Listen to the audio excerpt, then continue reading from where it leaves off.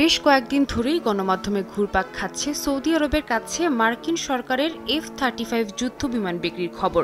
জানা যায় বেশ কয়েক বছর ধরেই এই বিমান কেনার ইচ্ছা প্রকাশ করে আসছেন সৌদি যুবরাজ মোহাম্মদ বিন সালমান। ইসরায়েলের বিরোধিতার জন্য এই চুক্তিতে এগোয়নি বাইডেন প্রশাসন। তবে মার্কিন প্রেসিডেন্ট ডোনাল্ড ট্রাম্প স্পষ্ট জানিয়েছেন সৌদি আরবের কাছে 48টি F-35 যুদ্ধ বিমান বিক্রি করবে তার সরকার।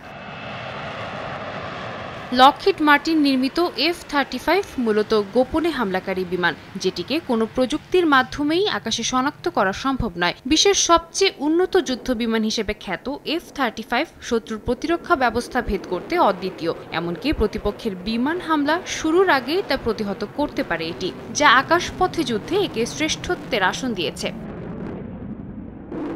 বিমানটির নির্মাতা প্রতিষ্ঠান একে বিশ্বের সবচেয়ে প্রাণঘাতী, সক্ষম এবং যোগাযোগ বজায় রাখতে পারদর্শী বিমান বলে দাবি করে। এর অত্যাধুনিক অ্যান্টি ডিটেকশন প্রযুক্তি ও 360 ডিগ্রি ক্যামেরা কারো নজরে না এসেই তথ্য জোগাড় করতে পারে। অনুমানের ভিত্তিতে দ্রুত আক্রমণের পরিবর্তে সার্বিক তথ্য বিবেচনা করে অন্যান্য দলের সঙ্গে পরিকল্পনা করে এগোনোর সুযোগ করে দেয় সেনাদের।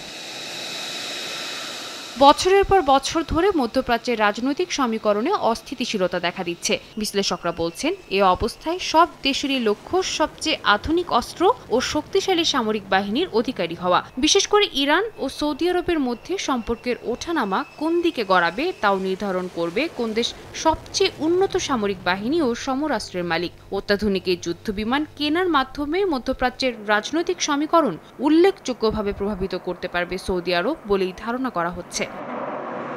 সাদিয়া তাসনিম, সময় সংবাদ।